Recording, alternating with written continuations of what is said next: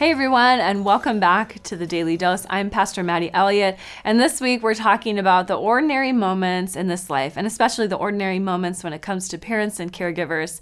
And we're calling this series, There's a Blessing for That. In all of life's ordinary moments, God is with us. And so today we're talking about one that is heavy on my heart, because last week something happened. I've got a 5-year-old in my house, and he is this beautiful, wonderful, smart, kind human. And the truth is that one night we kept him up a little bit late. We were out on the lake and we were having the time of our lives, and it was worth staying up late just so we could be with our friends on the water, having a good time. And as every parent and caregiver knows, if you got young kids in your house, there are consequences for keeping your children up late. And the consequences aren't in that moment.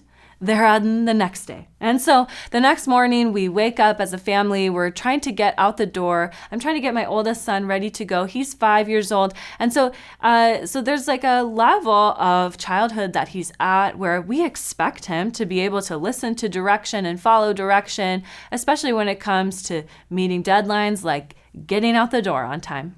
Well, this particular moment, he woke up on the wrong side of the bed. And why is that? Because we kept him up a little bit too late. He woke up on the wrong side of the bed. He didn't want to wear the clothes we picked out. He didn't want to brush his teeth. He didn't want to eat the cereal that we had. Nothing was going right.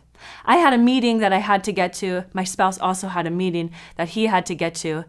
And in the moment of the chaos, his brother's ready to go, the dog's already been walked, everything else is just waiting on this 5-year-old to get his shoes on and get out the door, and he refused, throwing his shoes across because they didn't feel right.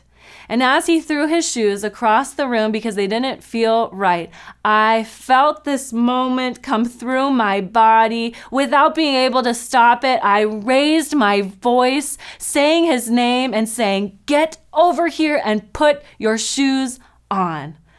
I lost my cool. Tears welled up in his eyes as he doesn't often see his mom lose her cool.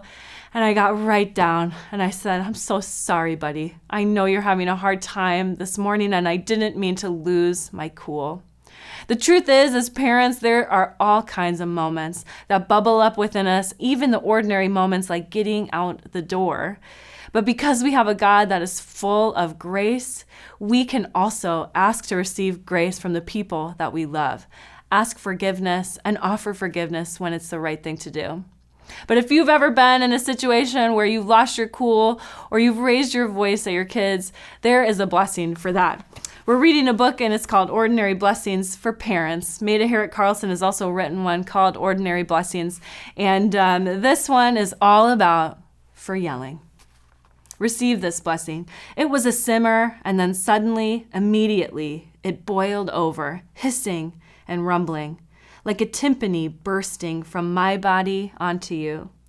It happens when my voice is afraid that no one is listening, and I will never be understood in the ways I long to be heard and be known. It happens when my voice is afraid that the only way they'll see me is by making them afraid of ignoring me, by getting so hot and loud they burn too. Thanks for joining us on the Daily Dose today, where we're talking all about God in the ordinary moments. We'll see you next time.